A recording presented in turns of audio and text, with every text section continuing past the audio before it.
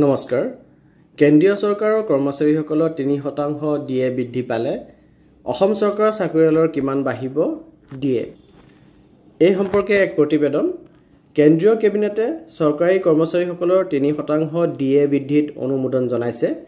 এই সংশোধিত ডিএ 1 জুলাইৰ পৰা কাৰ্যকৰী হ'ব ডিএ 3% বৃদ্ধিৰ ফলত চৰকাৰী কৰ্মচাৰীসকলৰ ডিএ হ'বগৈ 58% 1 অক্টোবৰত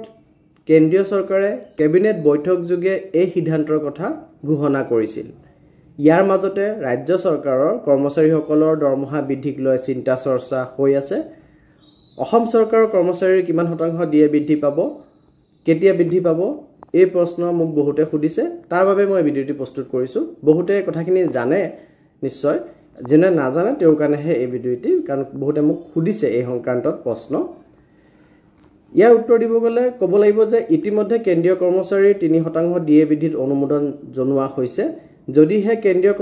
চৰকাৰৰ কৰ্মচাৰীৰ ডিএ 3% বৃদ্ধি পায় তেতিয়া হলে অসম চৰকাৰৰ কৰ্মচাৰীসকলৰ মৰ্গীয় বানচু অৰ্থাৎ ডিএ 3% বৃদ্ধি পাব কাৰণ ডিএ বৃদ্ধিৰ সিদ্ধান্ত অসম চৰকাৰে পৃথককৈ গ্ৰহণ নকৰে কেন্দ্ৰীয় চৰকাৰে যি হাৰত কৰ্মচাৰীৰ ডিএ বৃদ্ধি কৰে সেই সমহাৰতে ৰাজ্য চৰকাৰৰ কৰ্মচাৰীৰ ডিএ বৃদ্ধি কৰা হয় ইয়াৰ বাবে অসম চৰকাৰে কেৱল এক আনুষ্ঠানিক সিদ্ধান্ত কেবিনেটত গ্ৰহণ কৰে অৰ্থাৎ কেন্দ্ৰ চৰকাৰে যেতিয়া জুনটো মাহৰ পৰা এফেক্ট হোৱাকে ডিএ এনাউন্সমেন্ট দিছে যিমান শতাংশ দিছে আমাৰ অসমৰ ৰাজ্য চৰকাৰৰ সিমান শতাংশই সেই মাহৰ পৰা এফেক্ট কৰে খালি এটি কেবিনেট বৈঠকত এই সিদ্ধান্তটো এটা আনুষ্ঠানিকতা ৰক্ষা কৰি পেলাই গ্ৰহণ কৰে গতিকে আমি আশা কৰিব পাৰো যে বুধবাৰে যি কেবিনেট বৈঠক হ'ব প্ৰত্যেক বুধবাৰে যেহেতু হয় অসম চৰকাৰৰ ক্ষেত্ৰত কোনো বিশেষ অসুবিধা নাথাকিলে সেই বুধবাৰৰ কেবিনেট বৈঠকতে এই সিদ্ধান্ত গ্ৰহণ কৰিব যে 3% দিয়ে অসমৰ ৰাজ্য চৰকাৰৰ কৰ্মচাৰীসকলক লাভ কৰিব আৰু জুলাই 1 তাৰিখৰ পৰা ইয়াক এফেক্টেড কৰিব আৰু তাৰ 3 মাহৰ যি বকেয়া সেই বকেয়া ধন কেতিয়া পাব কি কথা সেই সম্পূৰ্ণ কথাখিনি সেই কেবিনেট সিদ্ধান্ততে গ্ৰহণ কৰিব ৰাজ্য চৰকাৰৰ কেবিনেটত কিছু পৰিমাণে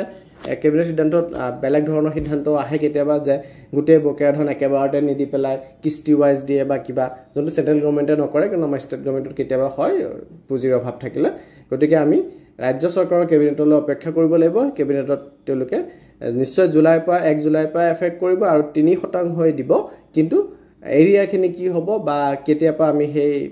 ধন পাবলৈ আৰম্ভ কৰিম বা আমাৰ দৰমহাৰ লগত যোগ হ'ব কোন মাহৰ দৰমহাৰ লগত সেই কথাখিনি অসম চৰকাৰৰ ৰাজ্যিক কেবিনেটে গ্ৰহণ কৰিব গতিকে এই কথাখিনি আপোনালোকক জনাবলগীয়া আছিল ভিডিঅ'টি হেহলৈকে চোৱাৰ কাৰণে ধন্যবাদ চেনেলটি যদি সাবস্ক্ৰাইব কৰা নাই কাইণ্ডলি সাবস্ক্ৰাইব কৰিব আৰু লাইক শেয়াৰ কৰিব